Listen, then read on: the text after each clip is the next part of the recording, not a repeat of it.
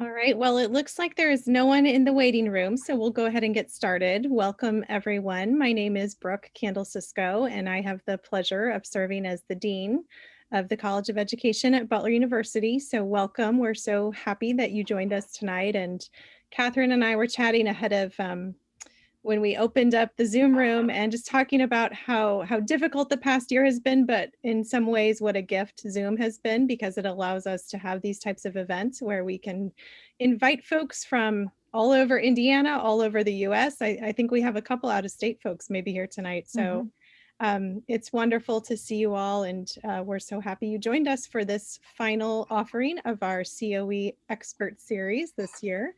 Next year, we're going to have a kind of a new iteration, TBD, of Expert Series, probably connected with our students and our alumni. So stay tuned for that on social media. I'm going to take care of a few logistics in the Zoom room and then introduce the wonderful Dr. Catherine Pangan and then turn it over to her. So we would ask that you just keep yourself on mute during the Zoom session. And if you have questions or comments, you're welcome to drop those in the chat box. And I will do my best to kind of keep track of questions and alert Catherine when there's something she should respond to or to share the questions with her. I do have a little bit of a history in these COE sessions of getting too into the content, and I forget to watch the chat box. So if you notice that it's a long time since I've noted a question or comment in the chat box, give me a heads up in some way, because as you all likely know, Catherine is a pretty incredible instructor and teacher and educator, and I think I will be enthralled and perhaps distracted from the chat box. So the other kind of logistical piece is that we are recording tonight, and we will send the recording out to you via the email address that you use to register, and the link will also be on our COE blog in case you want to reference it later. So I will go ahead. I'm going to read Catherine's bio, and I'm kind of cracking myself up because I'm at the age now where I actually need reading glasses, but I forget that I need reading glasses. So excuse my squinting in the next few minutes. So, and you all will not be surprised that Dr. Pangan has a very atypical and creative bio. So put your seatbelts on for this one. Have you ever inflated a life-size plastic blue whale in a school parking lot? Talked with astronauts in real time aboard the International Space Station with 200 third graders? Led science and social studies explorations with 1,000 fourth graders around the track at the Indianapolis Motor Speedway? If you've had class with Dr. Catherine Hagerman-Pangan, most likely you have done those things. Dr. Pangan is a professor in the College of Education at Butler University, and she's honored to work with first years through graduate students and many community partners around the city. Her work focuses on science and social studies methods, teacher leadership, educational technology, and pre-service teaching. As an author, Dr. Pangan contributes as a quarterly columnist in the Teacher Advocate magazine as Dr. P. She has also contributed to chapters for the Power of Teacher Leaders and Connecting Children to Nature, curriculum for the Children's Museum of Indianapolis, and several student-led publications. Formerly, Dr. Pangan was a third and fourth grade elementary teacher in St. Louis and Westfield. She traded in her Golden Apple Teaching Award for the Big Apple and helped start the New Teacher Academy at Columbia University and worked with teachers in Harlem and Brooklyn. She received her BS in elementary education, her master's in educational administration at Butler, an endorsement in gifted education, and doctorate in curriculum and teaching with an emphasis on policy and education law. Dr. Pangan has been working in education for over 20 years, and I am honored to be her colleague and learn and work with her every day. So I'm glad you all are here for outdoor education for your backyard, classroom, and beyond. So Catherine, the floor is yours. All righty. Well, and I think I need to change the title after seeing all these people. Instead of expert hour, it needs to be experts hour, because this is a powerhouse group and you are doing incredible things. So I encourage you to share with each other in the chat. If you see something, an activity that you've done in a different way, or an extension, please feel free to share in the chat. And I'm going to share my screen and get started here.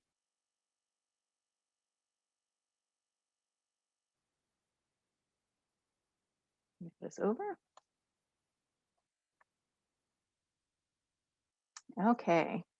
I'm going to hopefully go like a whirlwind and share all sorts of kind of scratching the surface ideas for you.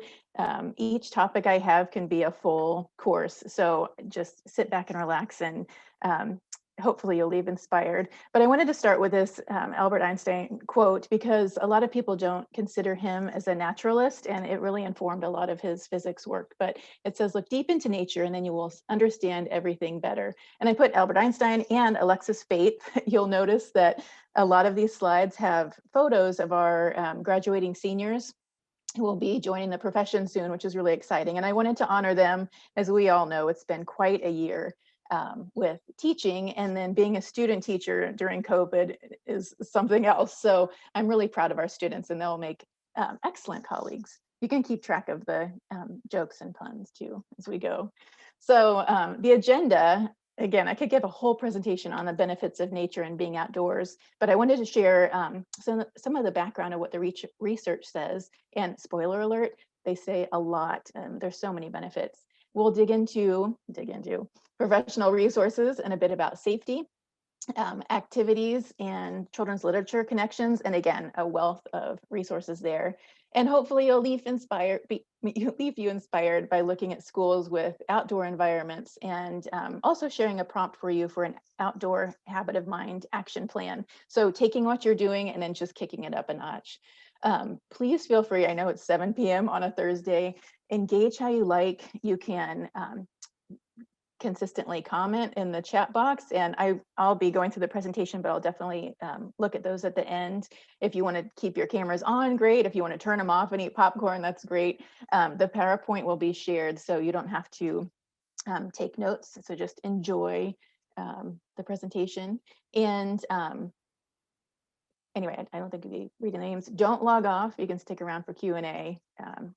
And I have some giveaways of some books.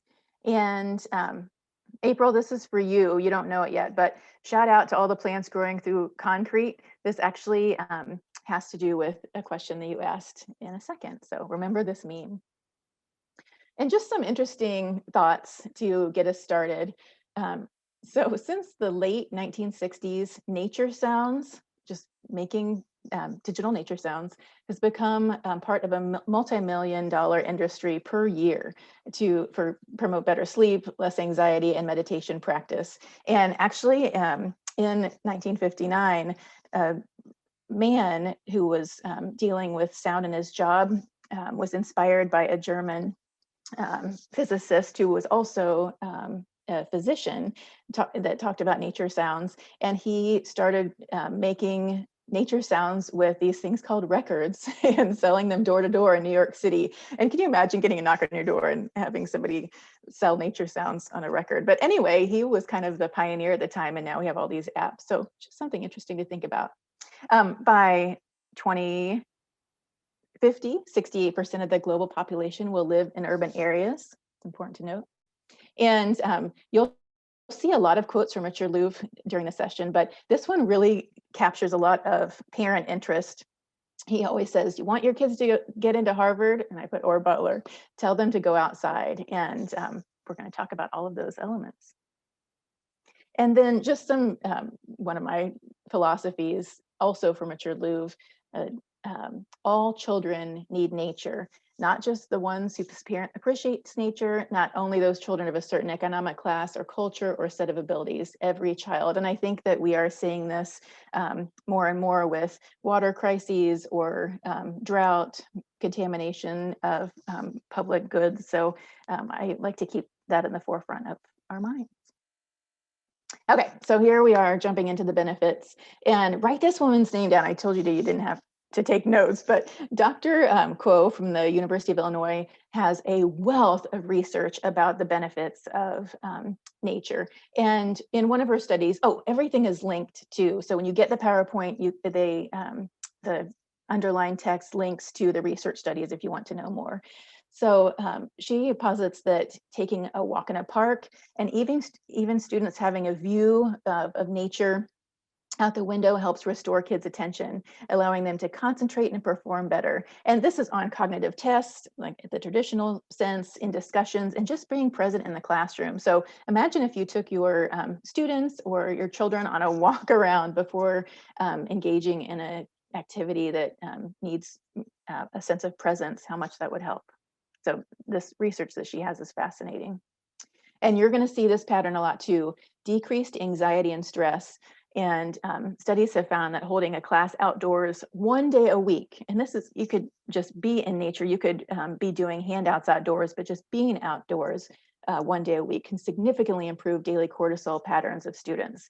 And then the better adaptation to stress because of that, when compared to children with indoor only instructions.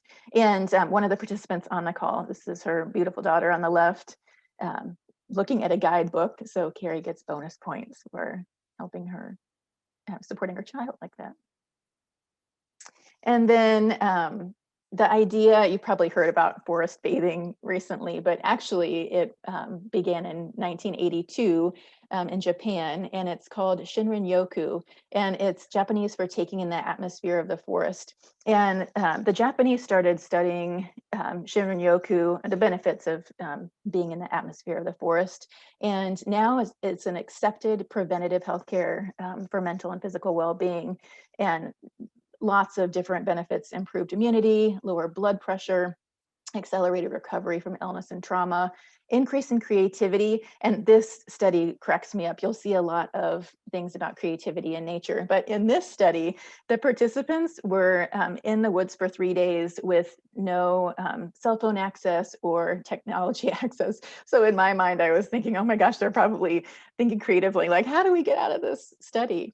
But and then now more US physicians and pediatricians are prescribing getting outside as part of treatment. And in fact, I'm on the advisory board for the Center for Urban Ecology, and they incorporated or included a pediatrician in that group as well. So that's exciting.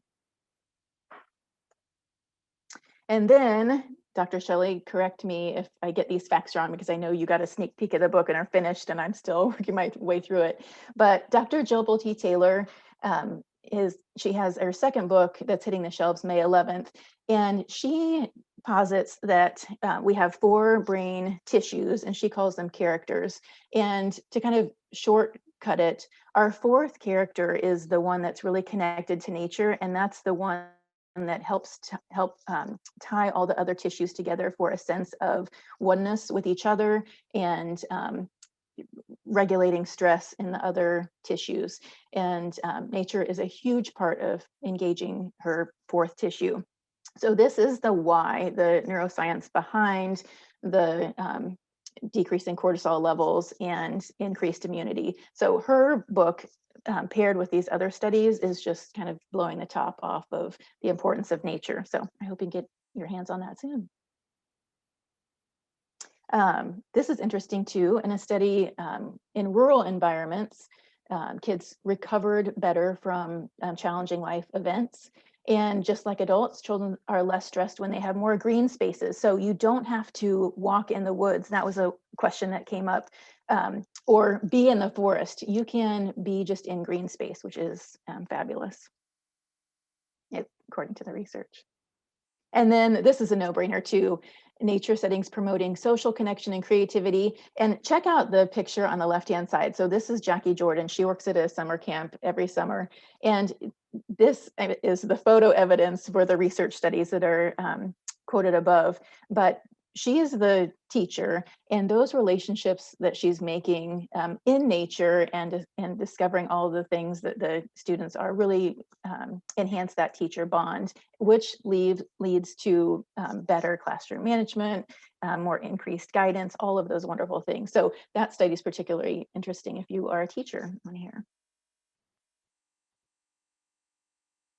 And then the other big one is that experiencing nature or green space helps children develop more independence in learning and increased engagement. And we're all talking about executive functioning, but in this way, the independence of doing tasks, whether it's in classroom or out, are heightened. And then because they are confident with their independent learning, the student engagement also increases. And there was another study with Dr. Koh that said this is especially relevant with girls, which I thought was interesting.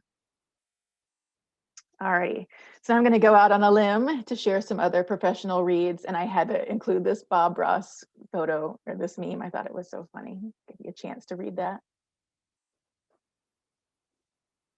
Okay, so for your library, again, Richard Louv is the predominant voice now, and it's so interesting. He came to campus a couple years ago, and he is such a quiet guy, but he's really led the movement in talking about the importance of nature, and he calls it nature deficit disorder, and then vitamin N, of course, is vitamin nature. But these 3 books are great for your classroom library or your professional libraries. His first one was Last Child in the Woods, and that talks about the research that kind of scaffolds why it's so important. And then Vitamin N, this is the book giveaway that we have today. This book has 500 activities from babies to senior citizens on how you can get out with your families and just different things you can do. And he also has a neat section on there for teenagers and how they like that risk factor and that excitement in nature. So that's a kind of a cool section. And then if you're interested in nighttime activities, the Connecting Children to Nature book, I have a chapter in there about what to do at night with your family, or homework assignments you can give kids at night about listening. And then there's one on fireflies, so that might be interesting. And then also The Hidden Life of Trees. I'm sure you've heard of that, and many of you probably have read that. This book will transform everything you know about trees. It talks about tree communication, and then why walking through a forest can actually boost your immune system. It is just fascinating. And then again, Richard Louv's newest book, Our Wild Calling, talks about how observation of animals is really important for all humans, and kind of that collective oneness again. So all those are great for your library. I hope I'm not going too fast. And then these are live linked to when you get the PowerPoint, so you can just push on them and it'll tell you more about the book. But these are books for children. And this Wait, Rest, Pause is beautiful because a lot of people don't talk about dormancy in nature, and when nature takes a pause, what is happening inside. And it was always fascinating. My mom would have ladybugs in the refrigerator all the time, and I just was mesmerized because they were in the dormant stage, not because of anything else. But anyway, I thought it was fascinating that we could refrigerate ladybugs, and then they would be active when they were not refrigerated. So it's a fabulous book.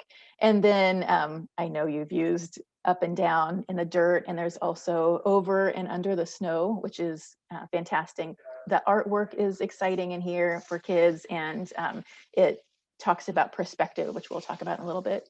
And then on the right-hand corner, The Lost Art of Reading Nature's Signs. This is great for, I'd say 4th grade all the way through high school. It's those hidden symbols and signals that nature gives depending on environment. And the author talks about going, if you were traveling kind of above the earth, you would know exactly, in the dark, you would know exactly what wetlands you were going over, or if it was silent because of the frog noises or kind of the mountain sounds, which it's fascinating. So that's a good one too.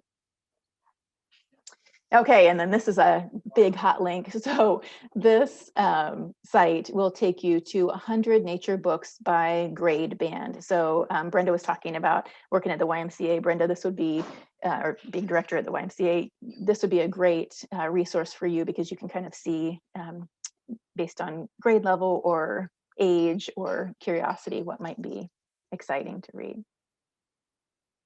Okay, and then if you've had me, you've engaged in one of these, but I couldn't have a presentation without these. So the curriculum guides from the Department of Natural Resources are just top notch. So many of you have engaged in Project WET or Project WILD. They are huge. They're like 300-page curriculum guides full of integrated, hands-on, wonderful experiences. And I especially like these because they have been vetted and tested by hundreds of teachers, and they make sure that teachers are at the center of their curriculum creation. So there's Flying Wild if you're interested in birds. And I just saw a snippet on Twitter from the Today Show about people re-engaging in bird watching to reduce stress from COVID, which I think is really interesting. And then, of course, the project learning tree. And this is Faith Carroll, who is like this all the time, this expression on her face. Okay, and my students said that this wasn't too tasteless to put in this presentation, but get lost in nature and you will quite possibly die. So here are the safety aspects and just things to remember. And again, all of this is common sense, but I wanted to make sure that we talked a little bit about that. And the top one is actually practicing naturalistic voices. And this is different than an outdoor recess voice, but naturalistic voices are kind of the hushed tones where you don't want to scare wildlife away. So it's whispers, and kids can practice and do interactive modeling before they go outside with naturalistic voices. So that's a really important thing when you're thinking about taking kids outside for wildlife, especially. The national parks take only photos and leave only footprints, so no trash, and be gentle on the environment. If you can, as an educator, walk the area before the exploration if possible, and know the local wildlife in your area. Many of you heard about the coyote that's been around campus. Share poisonous plant photos with students before your adventure, and don't do what I did our first science class I taught. I showed them what poison ivy looked like as greenery, but didn't show what the vine looked like. And it happened to be wrapped around a tree, and the students were hugging this tree. So that was an adventure. Be aware of allergies and always bring a safety pack. Kids love Band-Aids for some reason. So even if you're exploring around a school, bring a safety pack. And then this is a great thing that the students can do together. So establish separate class norms for outdoor learning. And with our students, we take a big piece of chart paper, we trace the bodies or the body of one person to be our kind of model. And then we do a body scan, and we look at what is everything doing in our body that contributes to the behaviors that we want in nature. So what are our eyes doing? So our eyes are observing, and they're looking up at the sky and down below. Our hands, what would you like your hands to be doing? Are they by your side? Are they touching things that are appropriate or not? Our feet, are they treading lightly? Are they stomping? What kind of, how would you like your feet to behave during our outdoor adventure? And something that we talk about too is your gut. So your gut in nature, following your gut instinct, is crucial, because animals and wildlife give you signals all the time to either it's okay to touch me or it's not okay. And having kids follow their gut and really paying attention to how their body is reacting to something can really be important. So we always draw our gut in there too. There's lots of other body part scenarios. And then also thinking about animals, you've heard this before. If you see something gross, it's not but oh, interesting. And we saw something kind of gross the other day, and Violet said, oh, that's interesting, isn't it? And then always be respectful, kind, and observant with the creatures. And this is great to role play too. You're not going to dangle a worm in front of somebody's eyes, or you're not going to stomp on a ant hill. So modeling that is crucial. And then start from where you are. So micro hunts is something very basic to do, to outdoor education labs. And then we have the kind of end of the spectrum with forest schools. So here's a small activity called micro hunt. And you can do this both indoor and outdoors. So you just need a large piece of string, maybe, I don't know, 24 inches is fine, or whatever you have. And you send the students outside, they make a circle with the string and just really focus on what is in that circle. So what insects do you see? What plant life is growing? And you can see the students on the bottom. It's good to have two kind of different areas. So they're using the tree roots and the grasses, but this causes so much conversation. And a lot of students sketch it or take photos, and then we discuss later, but it really provides a great provocation and discussion.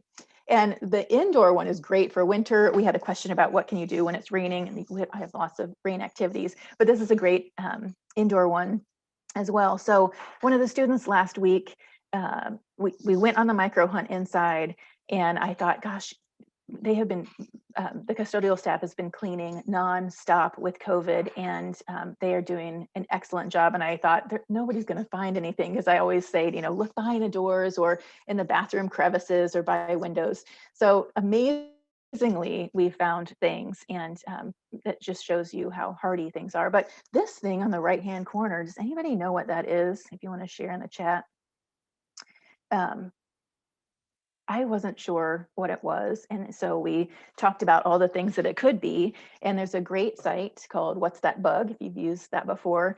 And so the student who took the picture sent it into What's That Bug to find out what it is. Well, it turned out, are you ready for this? It was the exoskeleton of an assassin bug. And so then that caused even more excitement and conversation. And an assassin bug, just so you know, injects venom into its prey and then carries its prey on its back to its burrow. So we had the best time just with that small little photo, really digging into nature and then learning all about assassin bugs and all that. And these are college students. Can you imagine fifth graders or 3-year-olds? I mean, this could be such a great activity. Okay, so I started with getting started in 5 easy ways, but then there were way more than 5, so I put plus more. And so if you're thinking about extending yourself in outdoor education or pushing yourself to the next level, really think about creating your outdoor education identity for yourself and your context. So you might be the classroom that's known as the classroom that goes outside. And to do that, you're going to have to take your classroom outside a lot. So as part of your philosophy, try to get outside 3 to 5 days in addition to recess. And obviously we're not talking about recess, but additional outdoor time. And high school, of course, might have a different goal. But there's an organization called 1,000 Hours Outside. And if you go to their website, they have really great graphic organizers where kids and classrooms can log in their hours. So you can see the one on the right is an example of the first 100 hours outside, and you can fill in those things. It's kind of neat to keep track of, but that will add on to your identity, your outdoor ed identity. So that's one idea. And then don't forget to look up. Often people think about nature as forests and trees and kind of that nature aspect, but don't forget about the sky. The science of the sky is fascinating and important. So you can incorporate weather, clouds, temperature observation, and maybe part of your community or morning meeting, you get the kids outside for 10 minutes, record the temperature. How does it feel on your skin? Is anything coming down from the sky and then coming back in? And of course, pushing that more with upper level kids. But this is a good book too. It's about Luke Howard, and he is obviously the man who named the clouds from the title, but he also helped create some of the first classification charts. All right. Number 3, explore easy and unexpected places. And then if you're going to look up, make sure you look down for 5-minute observations. So use your unlikely nature environments, sidewalk cracks. And I just saw April log on. I'm so glad that you did, because you were asking about urban environments. When I taught in Brooklyn, we used sidewalk cracks to study what was breaking through and what was growing in the sidewalk cracks. And the high schoolers created all these amazing classification systems about what was growing on their sidewalks or in their sidewalks. So pulling up logs and looking under just different types of things, you'll find so many rich, wonderful organisms under there. And I like these books because they have a really nice pentameter to them. They flow really well, and they give sneaky hints on what's going to come on each page. So these books are great for, I'd say, 2nd to 4th grade learners. All right, log it. Number 4, keep a nature log in your classroom or on your fridge if you're a family member or caregiver, so students can report what they've found or seen throughout the week, similar to a word wall. So why not have a science wall? So some of the things that you might look at: what type of life did they find? Is it alive or dead? Where was it? Size, weight, identification, and again, what is it? Think of all the great classification and observation potential you can have, just kind of logging it. And then using a See, Think, Wonder protocol from Project Zero. And this is making thinking visible. So what do you see? What is this object? What do you think about this object? And then what do you wonder? What are some questions that are popping up that we can investigate, similar to the assassin bug?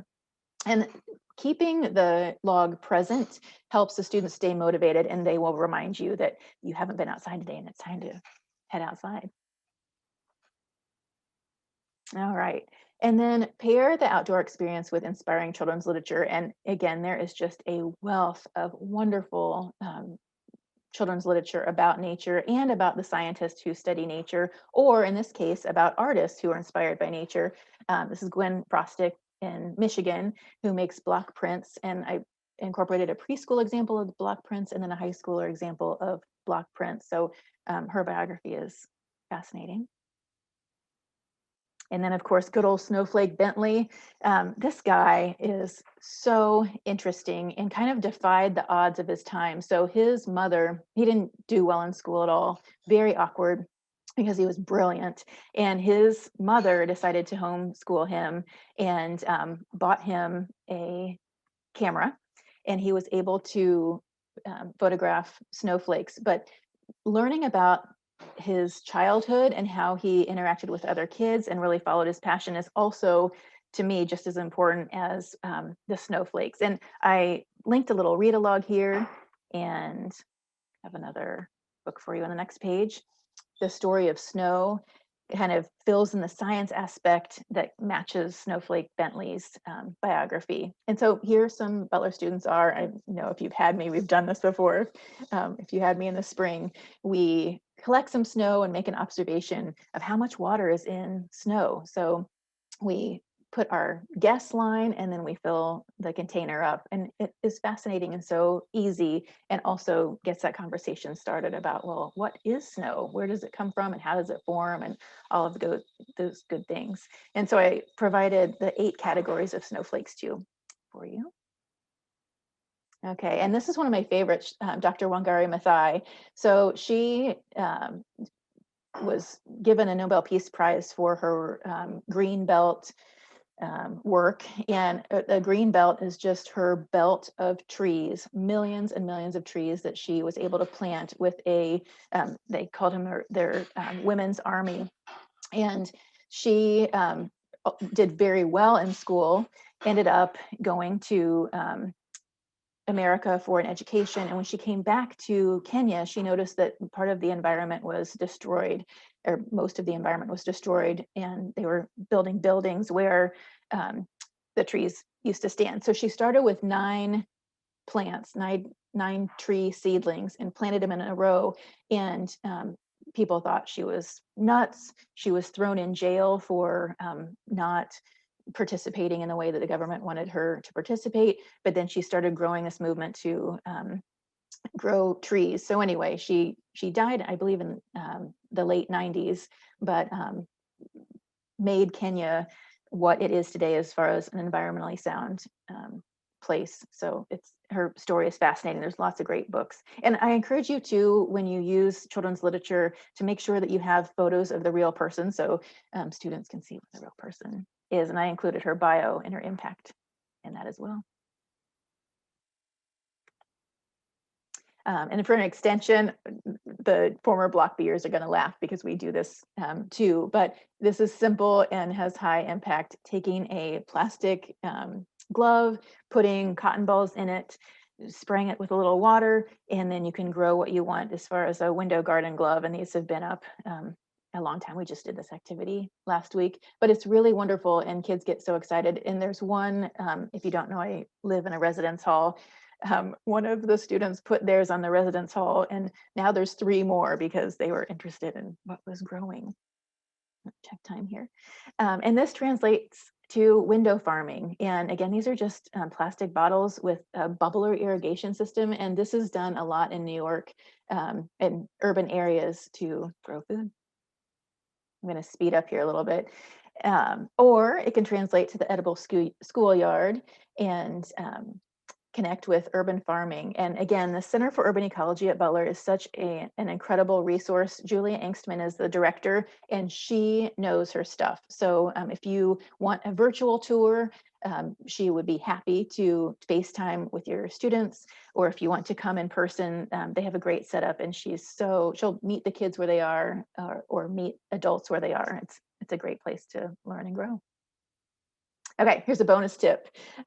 Use almost all of your senses. We don't want any tasting going on for now, but smell cups have been becoming more popular with activities. And so it's a very weird name, but memorable experience. So you take a little bit of the flora or fauna and stick it in the cup and have kids really concentrate on that specific smell. And then bird listening instead of watching. You can pair this with an ethogram activity where you chart patterns of birds, and you'll notice, I mean, the students notice right away that if you sit there for 2 minutes, the birds sound differently than if you sit there for 5 minutes. So that's a really interesting way to just use your sense of hearing. And then look up or look down, we talked about it, or looking at something from an animal's perspective. So it's very odd for us to be walking upright when everything else around is not standing where we are. So having kids, one of the ideas is to have a belly hike and to kind of scoot on your belly to see what you notice, and then exploring textures in a safe way as well. Okay, and I put April, this is for you for the urban question, but we need to design a new kind of city where we allow the natural world to flow into the unnatural. And I'll give you some examples. And this is bonus tip number 7, prepare students for advocacy. So when they see adults modeling ideas, their creative juices get flowing in a bigger way. So I thought I'd share some of these photos that are interesting. Oh, making space for nature. We're going to segue to the next topic.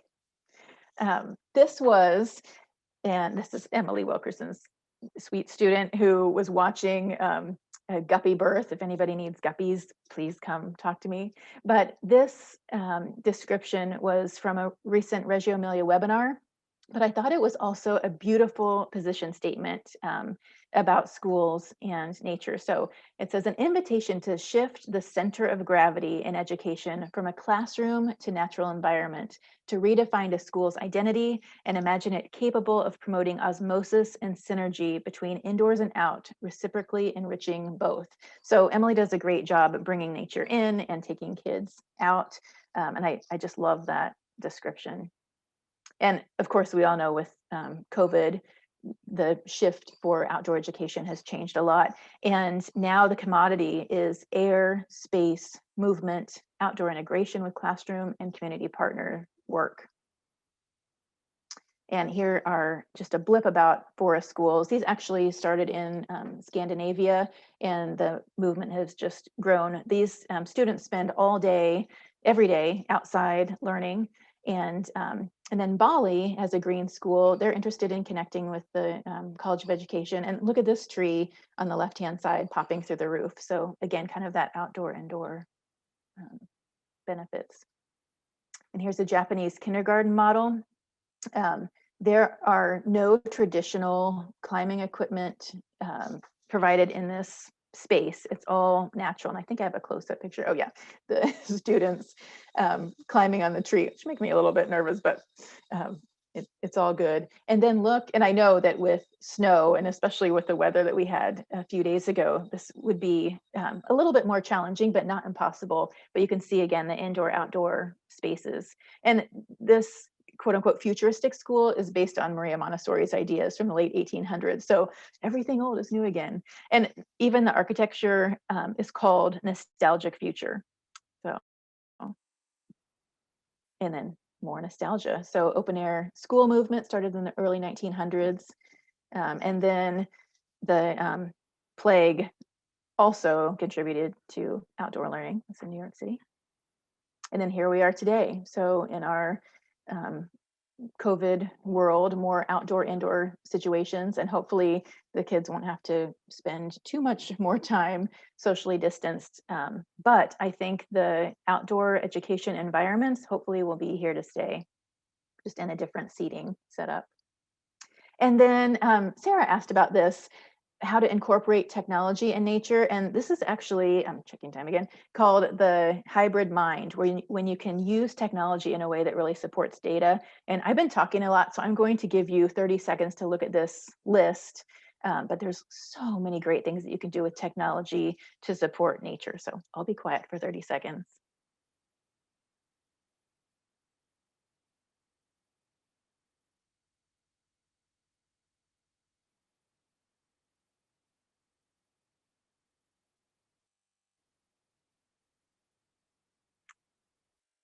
All right, and that link to watching wildlife webcams and incorporating that in your work is a really neat site as well. Welcome, Haley. I saw you just popped in. Geocaching, you can put in the chat if you've done that with your students. That's also a wonderful way to be outside and use technology, and that just takes easy equipment. Okay, so kind of thinking about wrapping up, if you want to create an outdoor education habit of mind action plan, you can ask yourself these questions. What do you need to move forward, and what do you need to move the needle just a couple notches? So who's my support? Think about financially and professionally. There are so many grants out there ready to support your outdoor education work, so that's kind of exciting.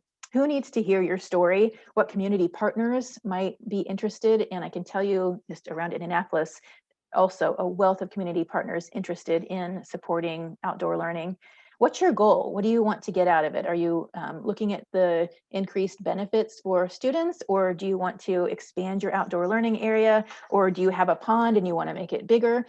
So thinking about specific goals, and then also the time frame. And again, large or small, but just kind of kicking it up a notch. And this picture of the tree that is growing through the old car just kind of made me laugh. Catherine, Yes. there is a question perhaps related to that last slide to some extent about, Yes. outside of a COVID year where there's kind of been an invitation to take classrooms outdoors. How do people boost outdoor learning, advocate for that, especially in more traditional settings that aren't necessarily accustomed to kind of that sort of approach? Yes, I'd say share the research. The research is so powerful in that area, and just a few studies would really boost your argument for moving outside. If you get a lot of pushback, I always, my students know this, share 5 minutes at a time. So just do it 5 minutes, and then go back inside, and then you can make it a little bit longer next time, and just kind of build that excitement and awareness. But I think the research definitely speaks to um, the advocacy portion. All right. And we're ready for other Q&A if anybody has some, or sharing what you're doing already, maybe a goal that you have. And feel free to go ahead and unmute yourself if you have something to share, you want to share a question at this point. Oh my gosh, I just saw Emily's comment. 4 new baby guppies were born right before I learn. That is very exciting. We started with 3 guppies. I have a guppy farm still in the dorm. It's kind of embarrassing, but we started with 3, and now there are 50 in our tank. It is just unbelievable. Catherine, I'm thinking of a plan for a workshop at the Y for children. We're looking, since it's probably too late for summer activities, but for fall, or and make it Saturday activities for 2 hours on a Saturday morning, and 6 to 10 of them, depending on some timing of when it starts. But I think many of these things work with that timing, and then having somebody look at them during the week and seeing that it's progressing, and then they see the outcome the next week. I think it still can be manageable, even though it's not daily. Absolutely. But yes. What I was thinking is, since we're on the river, and the river is a dangerous place to have kids and to be responsible. I was thinking about having wading pools, baby pools, and shovel dirt from different areas, put river water in, use magnifying glasses, that kind of thing.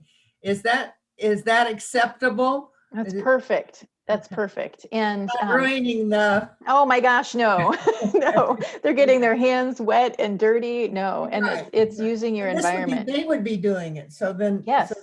I would have, somebody on watch duty at the edge of the river. Yes. Well, you need to get your hands on the Project Wet curriculum, and that's all about water, and it's wonderful activities. It is exactly what you need for that type of experience. And I would say summer is not too late if you want to incorporate some of these as well. But if you need help finding a Project Wet workshop or getting your hands on some of the ideas, we can chat later. Just Google Project Wet. And it's the Department of Natural Resources. Yeah. Okay. Yeah. But I love your idea of little wade pools. I've seen lots of schools do that, and it has high impact. And having some hand lenses, using the dirt around, that's wonderful.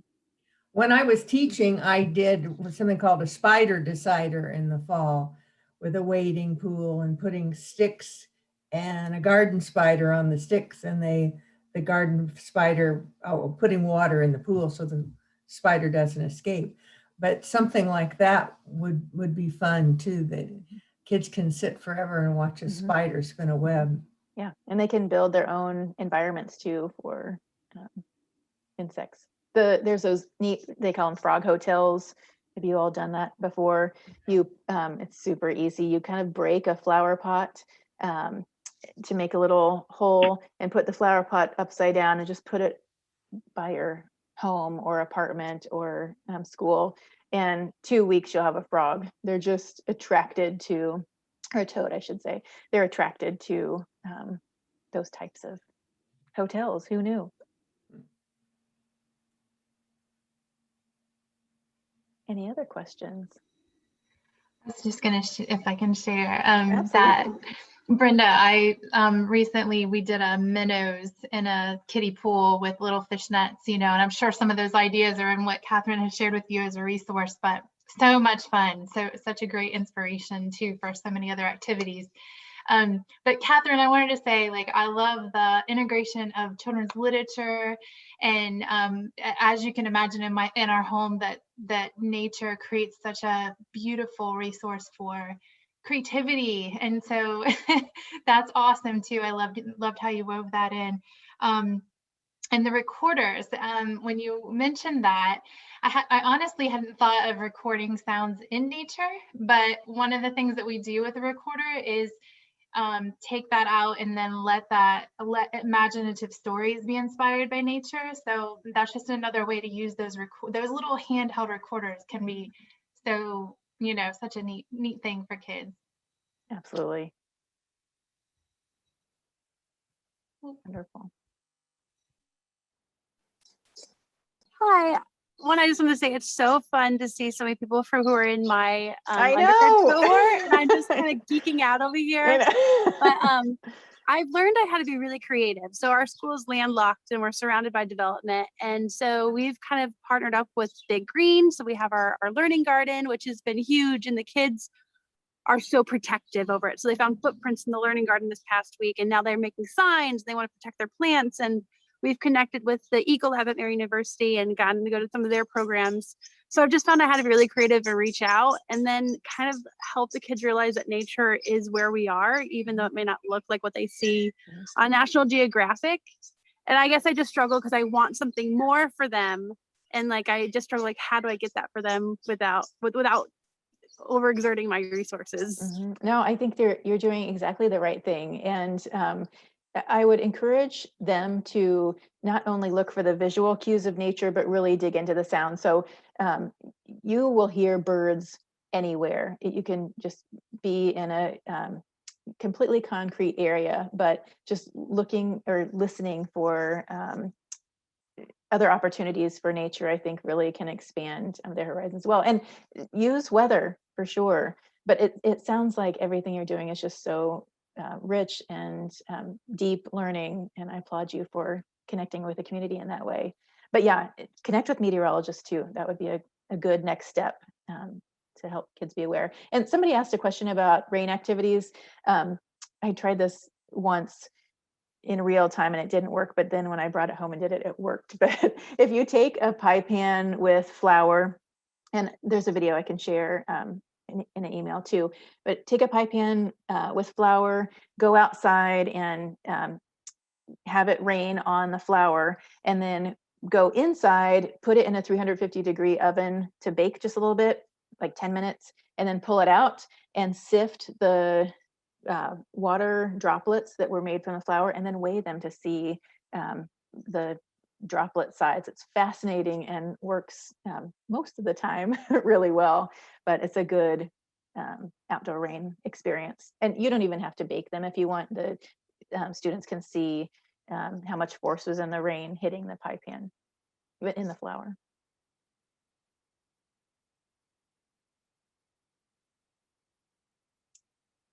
Other questions before we wrap up?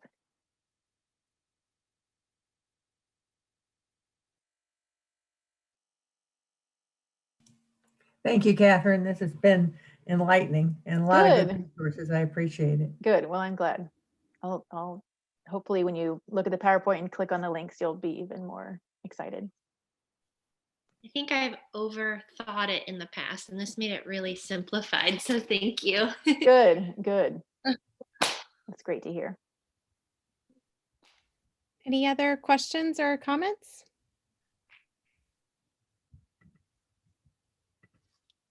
All right. Well, thank you all for coming tonight. We appreciate you being with us, and round of applause for Dr. Pangan. It was a real treat. That's the joke I'd been working on for I love 3 days, it. Catherine. I love it. That's fabulous. It's so wonderful to see all your faces. Oh my gosh. It is just great to see you all. And I got a kick out of that list, the participant list. I was so happy to see your names on there. And I have to give a shout out to Carrie too. I haven't seen her, gosh, in 15 years or something. Carrie she is a phenomenal art teacher, and she took me to this little place when I moved back to Indianapolis called Patachu that was a hole in the wall restaurant, and we would eat this amazing granola, and now look at it now. So thank you for that, Carrie. Very good. Well, keep your eye on our social media, and we'll be announcing sessions for next year. So we hope to see you again in a few months. Have a great Earth Day for the rest of it that's left. Thanks. See you later.